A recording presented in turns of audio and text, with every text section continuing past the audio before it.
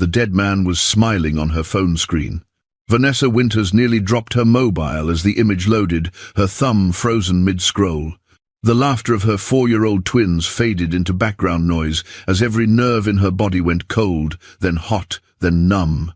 That face, that jaw, those eyes.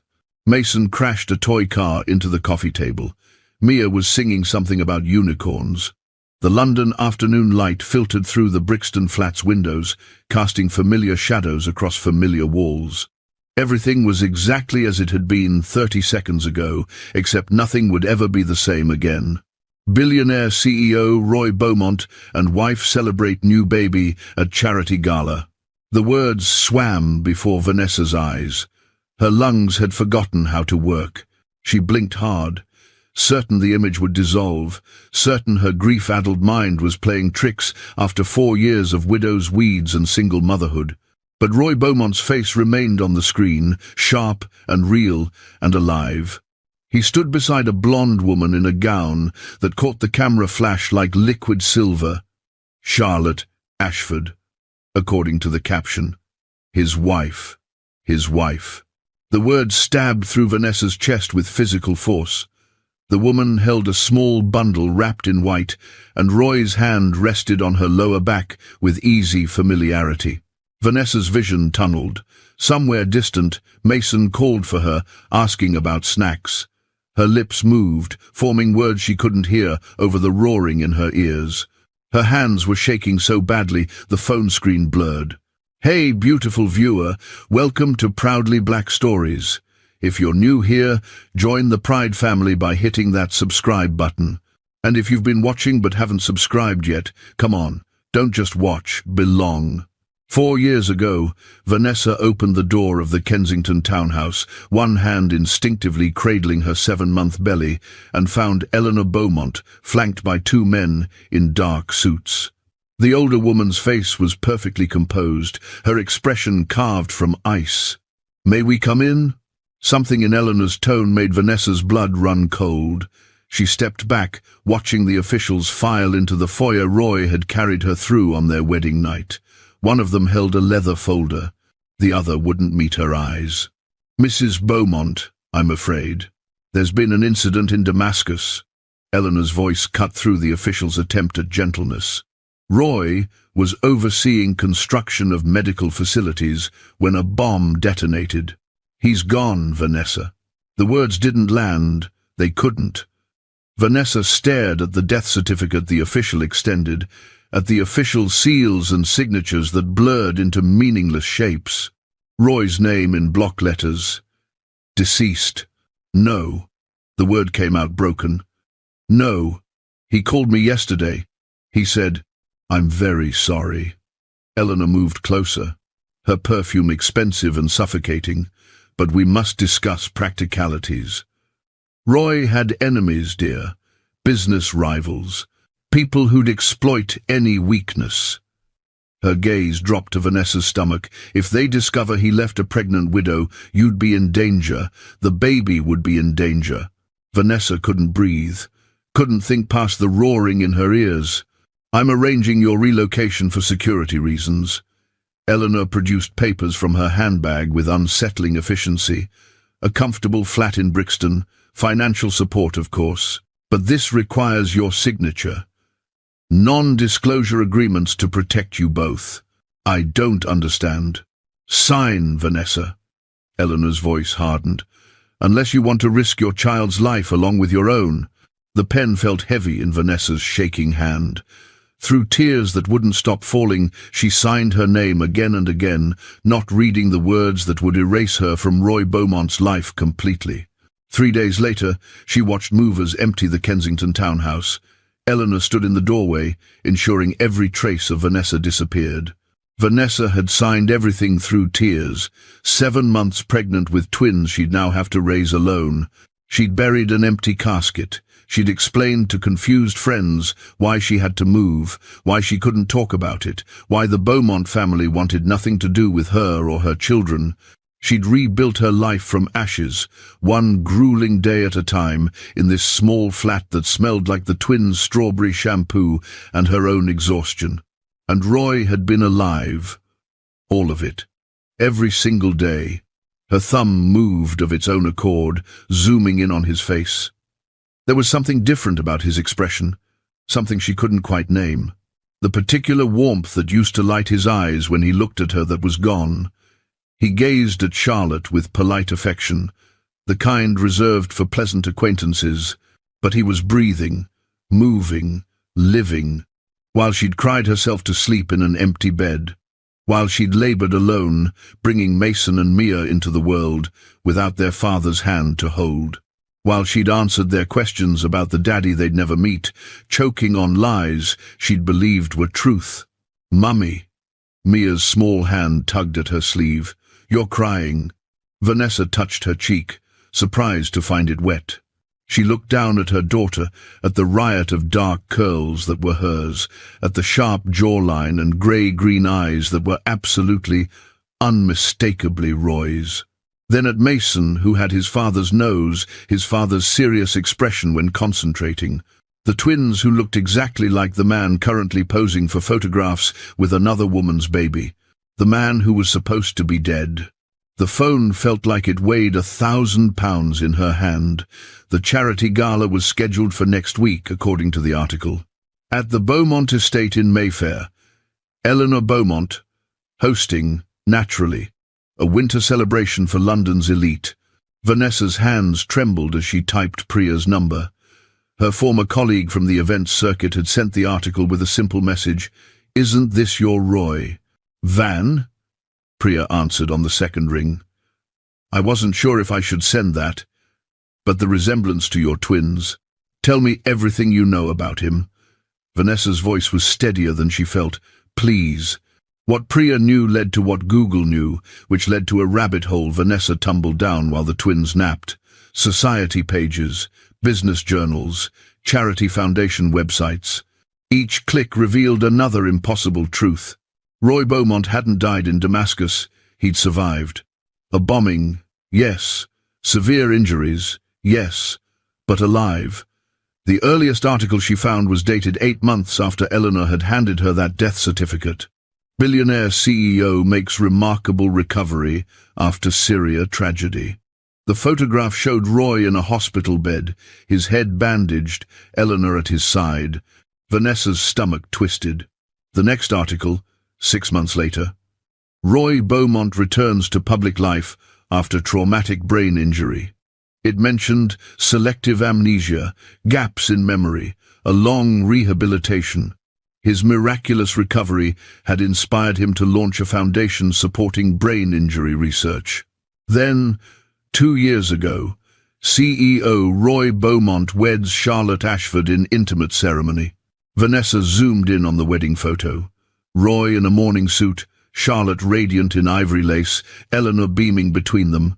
She scrolled through dozens of images from their relationship, charity galas, board meetings, candid shots of them leaving restaurants. Not one mentioned a previous marriage, not one hinted at a dead wife or hidden children. Selective amnesia. The words pulsed behind Vanessa's eyes. Had Roy forgotten her? Forgotten their marriage, their love, the twins growing inside her when he'd left for Syria? Or had Eleanor simply never told him she existed? Mason stirred in his bedroom, calling out from his nap. Vanessa closed her laptop, her reflection ghost-like in the dark screen. The woman staring back at her had been erased from history. But erasure, Vanessa decided, wasn't the same as gone. The receptionist's voice was professionally pleasant. "I'm sorry, but Mr. Beaumont isn't available. If you'd like to leave a message, I've left 17 messages." Vanessa pressed her phone harder against her ear, watching Mason and Mia eat fish fingers at their tiny kitchen table. "Please, just tell him," Vanessa Winters called. "He'll know. I'm afraid I can't help you. Have a nice day." Click. Vanessa tried email next. 3 different addresses she found through LinkedIn, each message carefully worded. "Roy, it's Vanessa. We need to talk about something important. Please call me." Then more direct. "I know about Damascus. I know about your injury. But there are things you don't know." Every email bounced back. Address not found. Access denied. Blocked.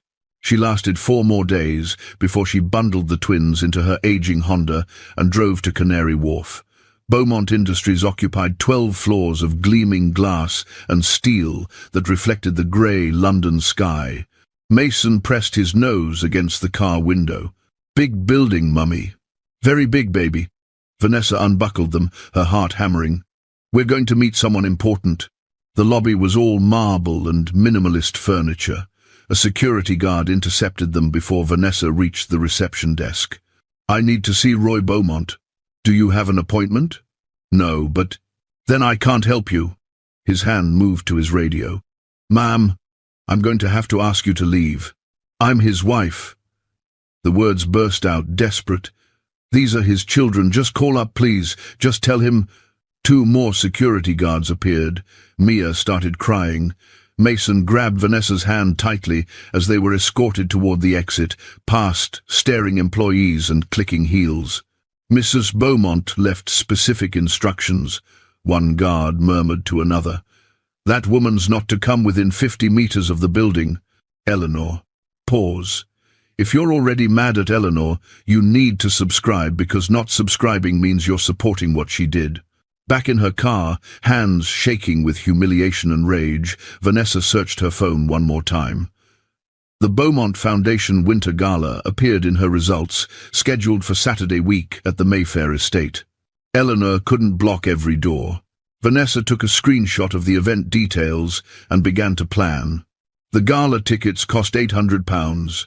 Vanessa stared at the charity auction website where someone had listed 2 seats, her cursor hovering over the purchase button. £800 was the twins' childcare for a month. It was 3 weeks of groceries. It was the buffer between making rent and drowning. She entered her maiden name. Vanessa Winters had been scrubbed from Eleanor's world, but Vanessa Clark could slip through unnoticed and typed in her debit card number before she could reconsider. The confirmation email felt like jumping off a cliff.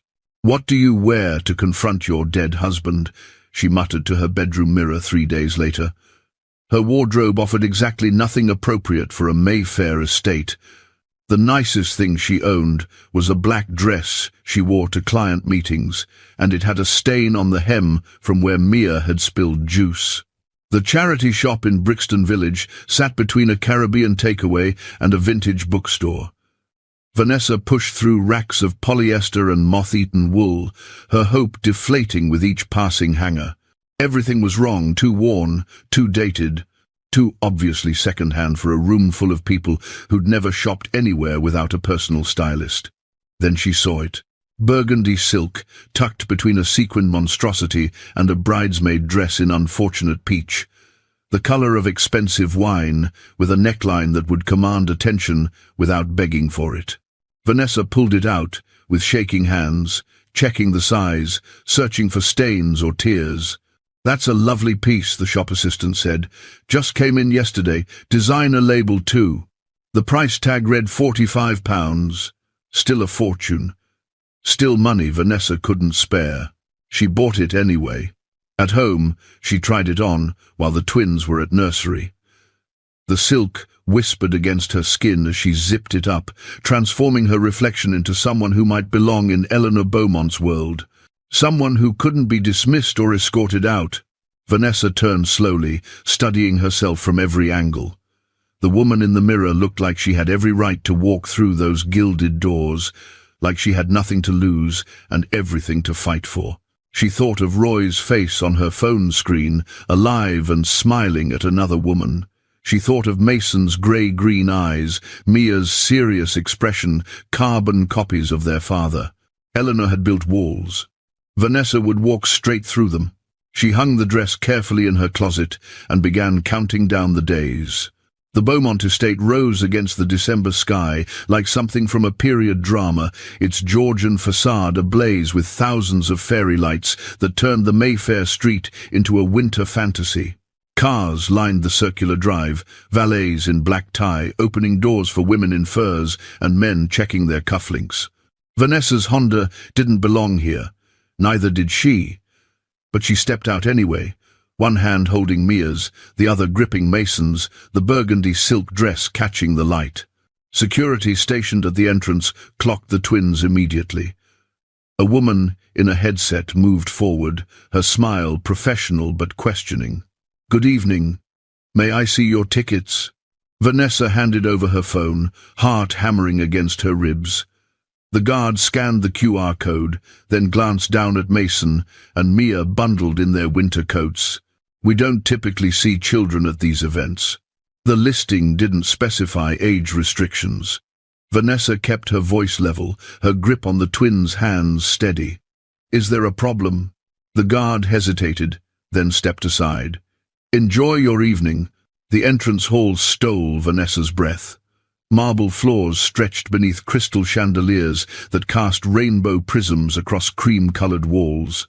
A string quartet played Vivaldi from somewhere deeper inside, the music floating over the murmur of conversation and crystal clinking against crystal.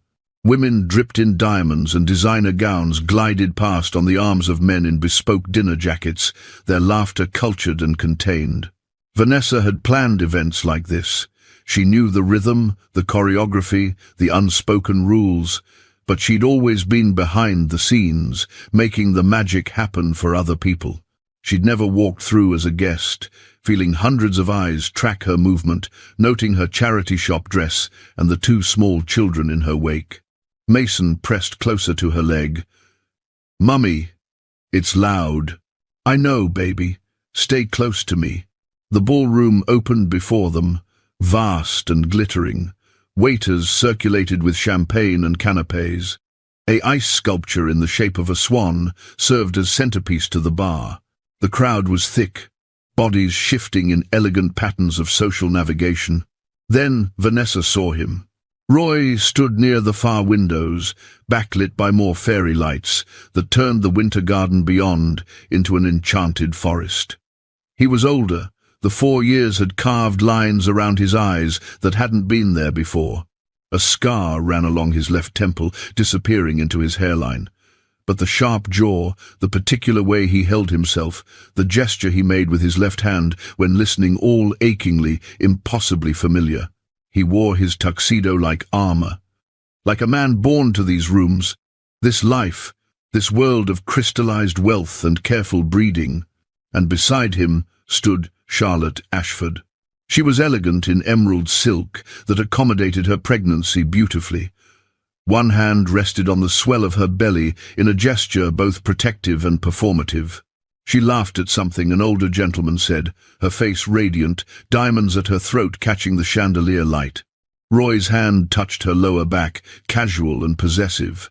Vanessa's knees threatened to buckle. Mia tugged at her dress. "Mummy, who's that man?" The question carried across the nearby conversations. A few heads turned. "Before we continue, I post stories like this every week, and 90% of you watching aren't subscribed. Fix that now, or you'll miss the next one, and hate yourself for it." Vanessa looked down at her daughter at Roy's eyes, staring back at her from Mia's face, and made her decision. "That's your daddy, sweetheart, and we're about to go say hello." The lights dimmed slightly as Eleanor Beaumont ascended the small stage at the ballroom center. She looked regal in emerald silk that complemented her son's wife's gown, a coordinated choice that hadn't been accidental. Conversations quieted. Champagne glasses paused halfway to lips. "My dear friends." Eleanor's voice carried effortlessly, decades of commanding boardrooms evident in her posture. "Thank you for joining us on this remarkable evening." Vanessa stopped walking, her hand tightened around Mason's. 4 years ago, we nearly lost everything." Eleanor's expression softened with practiced emotion. "My son survived what should have been unsurvivable. He fought his way back from the darkness of injury and loss. And tonight we celebrate not only his miraculous recovery, but the beautiful future that awaits." Roy shifted beside Charlotte, uncomfortable with being the center of attention. Charlotte smiled up at him, radiant. "Many of you have watched Roy rebuild his life with extraordinary grace," Eleanor continued. "You've witnessed his marriage to the wonderful Charlotte. You've supported his foundation's vital work. And now," she paused, letting anticipation build, "now We stand at the threshold of the Beaumont legacy's next chapter. A murmur rippled through the crowd. Charlotte's hand moved to her belly again, but Eleanor gestured toward a side entrance. A nanny emerged, carrying a toddler. The room collectively inhaled. "It is my greatest honor," Eleanor said, her voice thick with triumph, "to introduce you to Roy's first child." Applause erupted. Charlotte beamed. Roy smiled, though something uncertain flickered across his scarred face. Vanessa felt Mia's hand slip from hers as her daughter took a step forward. "But Mummy," Mia said, her 4-year-old voice cutting through the applause with devastating clarity, "we were first." Heads began to turn. The ballroom seemed to contract around Vanessa as every face turned toward the disruption. 300 of London's elite, frozen mid-conversation, champagne glasses suspended, canapes forgotten. The string quartet's Vivaldi faltered, then died completely. Vanessa Winters stood in the gilded doorway with Mason on her left, Mia on her right, and felt the weight of every stare like a physical thing. She watched the recognition move through the crowd in waves, confusion first, then curiosity, then the slow, dawning awareness as eyes moved from her face to the twins and back again. Because Mason and Mia were unmistakable. The same sharp jawline, the same grey-green eyes, the same serious expression Mason wore when uncertain, the same way Mia tilted her head when studying something new. They were Roy Beaumont in miniature, mixed with Vanessa's deeper complexion and wild curls, but fundamentally, undeniably his. A woman near the ice sculpture whispered to her companion. Phones began emerging from clutches and jacket pockets, cameras lifting with the instinct of a generation that documented everything. On the stage, Eleanor Beaumont's face cycled through expressions too quickly to mask. Recognition first sharp and immediate, then fury that turned her refined features harsh, then something Vanessa had never seen in the older woman's eyes before. Fear. Their gazes locked across the sea of designer gowns and dinner jackets. 4 years of silence stretched between them like a chasm. Vanessa smiled, and it was not kind. "Hello, Eleanor." Her voice carried in the absolute quiet, clear and steady. "Sorry we're late to the family reunion." The crowd parted as Vanessa moved forward, her burgundy dress a slash of color through the black tuxedos and pastel silks. Mason and Mia walked with her, small hands gripping hers tightly. She felt Mason trembling slightly, overwhelmed by the attention, but he didn't falter. Her brave boy. Eleanor recovered first, her face smoothing into aristocratic dismissal. She gestured sharply to security stationed near the walls. "Remove them immediately. This woman has no business. My name is Vanessa Winters." Vanessa spoke over her, louder, commanding the room with the same skills she used managing chaotic events and difficult clients. 4 years ago, I was Vanessa Beaumont. I was married to Roy Beaumont for 18 months. Gasps rippled through the crowd like wind through wheat. More phones rose, red recording lights blinking in the chandelier glow. Vanessa watched it happen with grim satisfaction. Eleanor couldn't silence this. Couldn't make it disappear, not with 300 witnesses and the entire thing streaming live to God knew how many Instagram followers. "When Roy left for Syria," Vanessa continued, her voice steady despite her racing heart, "I was 7 months pregnant with his children." She felt the moment shift, the crowd's attention sharpening from scandalized curiosity to rapt attention. Beside her, Mason pressed closer to her leg. Mia stared at the baby in the nanny's arms with open confusion. Roy stepped forward from his position beside Charlotte. His face had gone pale beneath the warm ballroom lights, the scar at his temple stark against his skin. He moved like a man in a dream, his eyes tracking from Vanessa to the twins and back again. "I don't." His voice cracked slightly. He swallowed, tried again. "Mother, you said I was single before the accident. You said there was no one." The room held its collective breath. Eleanor opened her mouth, but Vanessa spoke first. "Your mother told me you were dead." The words came out harder than she intended, edged with 4 years of grief and rage. She came to my door with 2 officials in suits and a death certificate. She said you'd been killed in Damascus. She made me sign non-disclosure agreements, relocated me away from Kensington, and made me disappear. Hey fam, don't be in my comments 3 months from now asking why did I stop seeing your videos. Subscribe now, or the algorithm will make me disappear like Eleanor tried to make Vanessa disappear. That's absurd, Eleanor started. Is it? Vanessa turned her full attention to the older woman. You moved me to Brixton, set up a monthly payment through a shell corporation, made me sign away every right to contact the Beaumont family or speak about my marriage. For security reasons, you said, because Roy had enemies who might target his pregnant widow.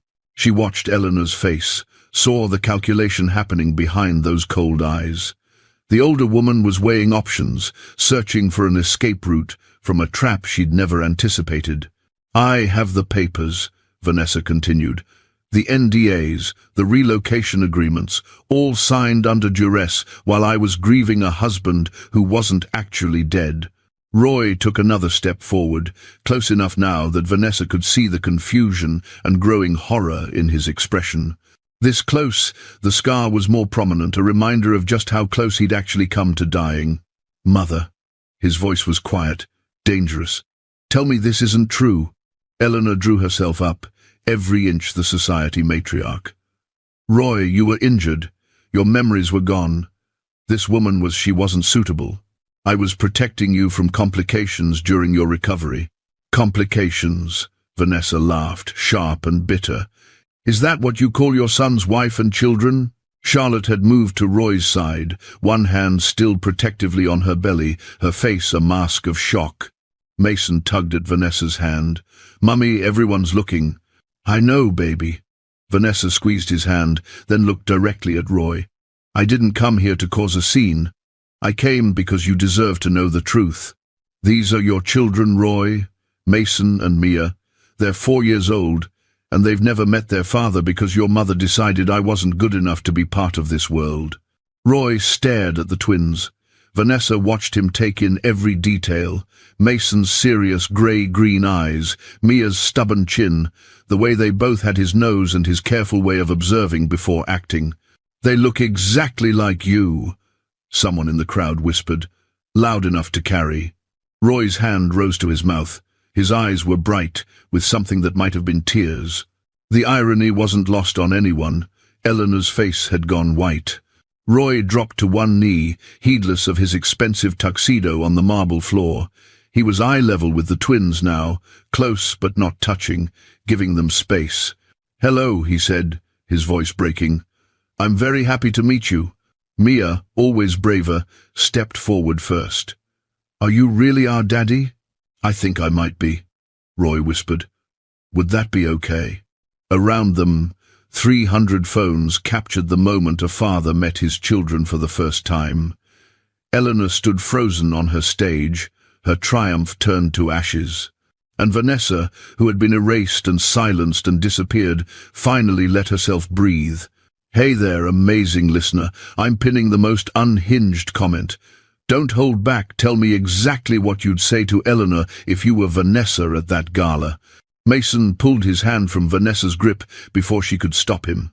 He walked toward the stage with the determined stride of a child who'd made up his mind, weaving between frozen guests who parted instinctively. Excuse me. His voice was small but clear in the shocked silence. Are you our daddy? Roy's face crumpled. He dropped to his knees without hesitation, expensive tuxedo forgotten on the marble floor. Eye level now with his son, he reached out, then stopped himself, hands hovering uncertainly. I think I might be. His voice broke on the words. You look exactly like my baby photographs. Your face, it's my face. Mia broke free then too, running to her brother's side. She studied Roy with her serious expression, the one that made Vanessa's heart ache because it was so perfectly his. Mama said you were in heaven, Mia announced. But you're right here. Something inside Roy shattered visibly. He pulled both children into his arms, and the sobs that tore from his chest were raw and uncontrolled. His shoulders shook as he held Mason and Mia, 4 years of stolen moments collapsing into this single, devastating embrace. "I'm sorry," he choked out. "I'm so sorry. I don't remember, but I'm so—" A man in his late 50s moved through the crowd with the purposeful stride of someone used to managing crises. Thomas Fletcher, the Beaumont family attorney, had silver hair and sharp eyes that missed nothing. "Roy," his voice was gentle but firm, "I think we need to establish facts before this goes any further." Roy looked up, his face wet, still holding the twins.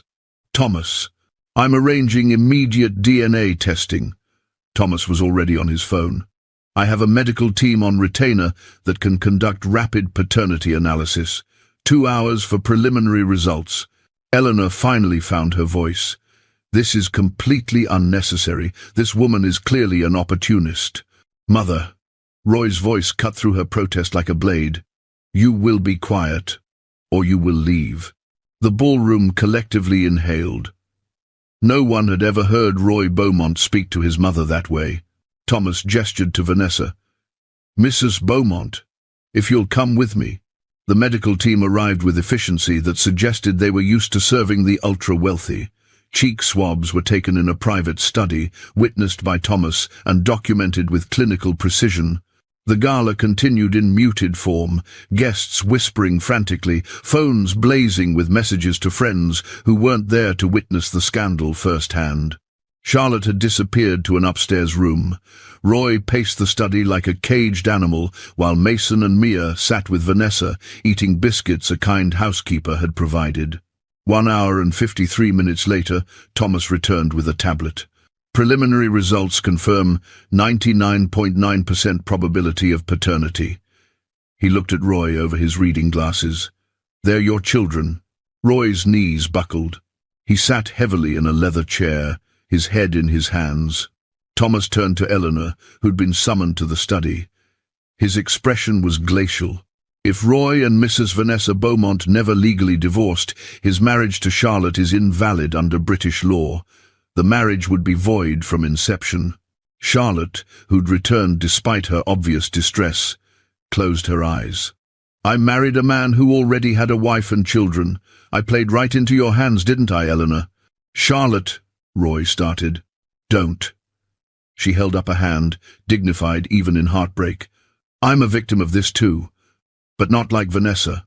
Not like those children." Eleanor's carefully constructed mask finally cracked. "I was protecting you, Roy. That girl came from nothing. No family connections, no breeding, no understanding of our world. She would have dragged down the Beaumont name, made you a laughing stock." The racism underneath her words hung in the air, ugly and undeniable. Vanessa stood, her voice steady. "She didn't just steal my husband. She stole 4 years from our children, 4 years of their father's love." Roy rose from his chair, and when he looked at his mother, there was nothing left of the dutiful son. "You kept my children from me. You let me believe I had no family. Every day I held Charlotte's baby. You knew I had a son and daughter I'd never touched. Roy, please. You fabricated a death certificate." Thomas's voice was clinical. "That constitutes fraud, Eleanor. Potentially criminal fraud. You're removed from the Beaumont Industries Board, effective immediately." Roy's voice was cold, final. "Any contact with Mason and Mia will be supervised. You're going to fix this, Mother, all of it, but first, you're going to leave this room." Eleanor drew herself up, grasping for the authority she'd always wielded, but her son's face was stone. She left without another word, her emerald silk whispering against the doorframe. In the silence she left behind, Mia climbed into Roy's lap with the easy trust of a child who recognized something fundamental. "Does this mean you're really our daddy now?" Roy wrapped his arms around her, his eyes meeting Vanessa's over their daughter's curls. "Yes," he whispered, "if your mama and I can figure out how to fix what's been broken." Vanessa looked at the man she'd mourned, holding the child he didn't remember creating, and felt the first fragile thread of something like hope. Roy signed the lease on a Clapham townhouse 3 weeks after the gala. It was smaller than anywhere he'd lived in years, tucked onto a tree-lined street where children played football and neighbours knew each other's names. 15 minutes from Vanessa's Brixton, flat on a good traffic day, 25 on a bad one.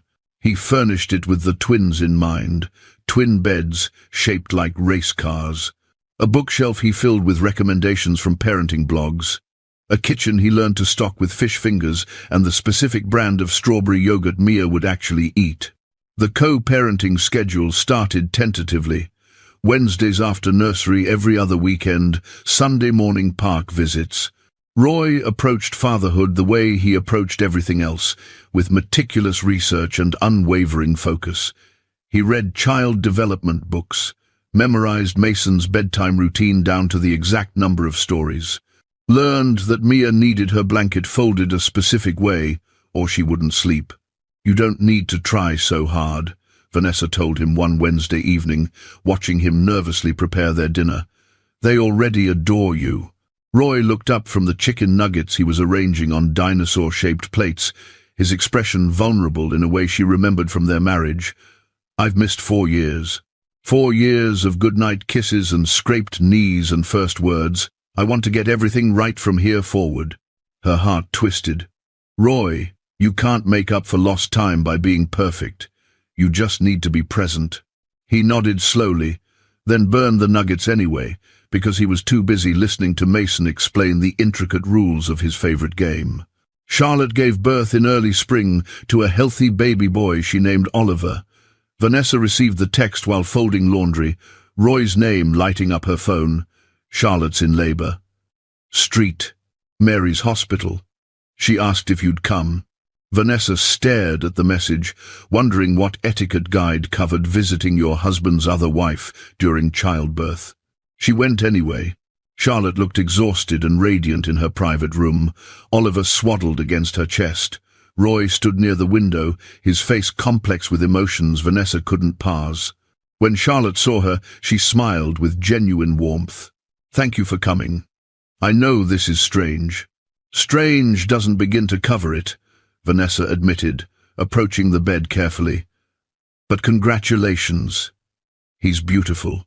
Charlotte adjusted Oliver's blanket, her voice quiet. "Our children are siblings. However, this happened. Whatever Eleanor did, Mason and Mia and my boys share a father. We're family now, however, unconventional." The irony wasn't lost on Vanessa. Eleanor had schemed and manipulated to create the perfect Beaumont legacy bloodline preserved, appropriate marriage secured, old money united with old money. Instead, she'd produced a blended family that defied every convention she valued. A black ex-wife raising mixed-race twins, a gracious other wife with a baby from an invalid marriage, and Roy, caught in the middle of wreckage he couldn't even remember creating. "Can I hold him?" Vanessa asked. Charlotte passed Oliver over without hesitation, and Vanessa cradled Roy's 4th child while his second family looked on. It should have been awkward. It should have been impossible. Somehow, it worked. Roy's memories returned in fragments, sporadic and unreliable. He'd be reading Mason a bedtime story and suddenly freeze, overwhelmed by the sense memory of Vanessa reading the same book in a different flat, her voice softer, her hand on her pregnant belly. "Beach holiday," he told her one afternoon, his voice distant. "Greece, I think. You wore a blue sundress. We ate at a taverna with tables on the sand." "Santorini," Vanessa confirmed quietly. "Our first anniversary. It's like watching scenes from a film starring people who look like us." Roy's frustration was palpable. "I recognize us. I see myself laughing, see you smiling. But the emotions feel second-hand, like I'm reading about them in a book instead of having lived them." She wanted to comfort him, but didn't know how. How did you mourn a love you couldn't remember? But being around Vanessa helped. Thomas Fletcher's neurologist had confirmed it, familiar environments, and people could trigger memory recovery. The way Vanessa laughed at Mason's terrible jokes, how she gestured with her hands when excited. The particular rhythm of her speech, patterns when she was tired. Roy found himself watching her more than he should, cataloguing details, trying to understand who he'd been when he loved her. One evening in late May, after they'd put the twins to bed in Vanessa's flat, they stood on her small balcony, watching the Brixton streets settle into night. String lights from the neighbour's garden cast soft illumination. Somewhere below, music drifted from an open window. "I've realised something," Roy said quietly, his hands gripping the balcony railing. "Whether my memories fully return or not doesn't matter anymore." Vanessa's heart stuttered. "What do you mean?" He turned to face her, and the streetlight caught the scar on his temple, the physical reminder of everything stolen from them. "The man I am now, this version of me who doesn't remember our wedding or our first kiss or the day you told me you were pregnant, I'm still drawn to you. I still respect you, still want to know you better. Roy, you're brilliant with the twins. You built a life from nothing after my mother tried to destroy you. You walked into that gala like an avenging angel and brought our family back together." He stepped closer, not touching but near enough that she could feel his warmth. "When the dust settles, when everyone's adjusted to this chaos, I'd like to take you to dinner. A real date." Vanessa's breath caught.